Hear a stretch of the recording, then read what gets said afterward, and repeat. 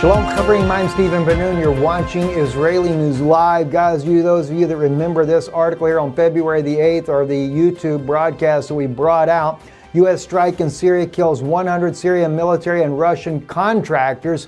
Boy, did we not get a bunch of naysayers on this issue here. We had a whirlwind of spamming from people that follow other channels that claim to be the truth on what's really happening in Israel, saying that this was fake news. The same thing happened when we published the Su-25, the Russian jet that was shot down before mainstream media published it. We were again being attacked over that as fake news. Well, we did come back the following day sharing with you CBS, BBC, and even RT, all of them with different sides of the story, but somewhat exonerating what we were speaking about. But now it's even more provocative to show that we were exactly right on what we said. This come out now today on Haaretz. Hundreds of pro-Assad mercenaries and Russian troops killed by U.S. strikes in Syria this month. Putin's years-long incursion into Syria, into deeply unpopular in Russia, and it has been documented that the Russian government has underreported the official death toll of Russians in Syria for political reasons. So as again, we're once again seeing that what we have stated that happened then clearly being exonerated. Russian fighters were among those killed when U.S.-led coalition forces clashed with pro-government forces in Syria this month.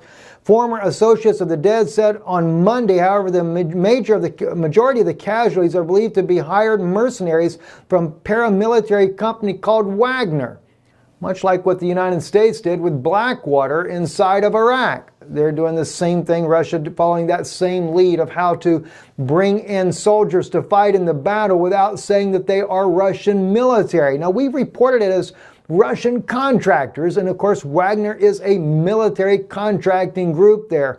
It says a U.S. official has said more than 100 fighters aligned with Syrian President Bashar al-Assad died when local coalition-backed forces thwarted a large attack overnight on February the 7th. However, local reports place the death toll as high as 200.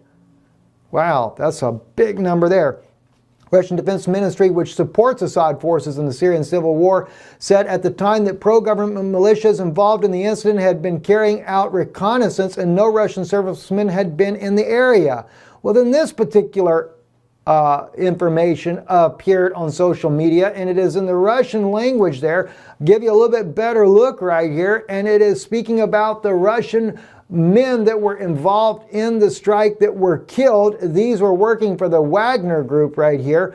Going to share with you some more here. Another article in Russian, another yet Russian servicemen fighting there, working with the Wagner group. Again, all these information was coming out. We also found a message from Russian Baltic Cossack organization that one of their members, Vladimir Loganov from Kaliningrad, was killed in Syria. According to Loganov's social media profile, before joining Wagner, he was a Cossack activist, just like Roman Zablontony, one of the Wagner mercenaries captured by the Islamic State in 2017. Now, also, Amman News also brought this out. U.S. attack on pro-government forces in Deir ez-Zor killed more than 10 Russians and shows the photos of those Russians that were actually killed. Kind of go down. Let me pull this up for you guys so you can see it. Get rid of some of these advertisements that are blocking the screen for you.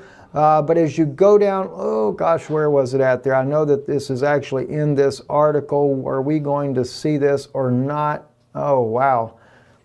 Let me refresh this page here because they do show a number of the, right, here we go. Now we got the article here. They're going to show you a lot of the photos. There's another Russian man that was killed in this strike by the United States.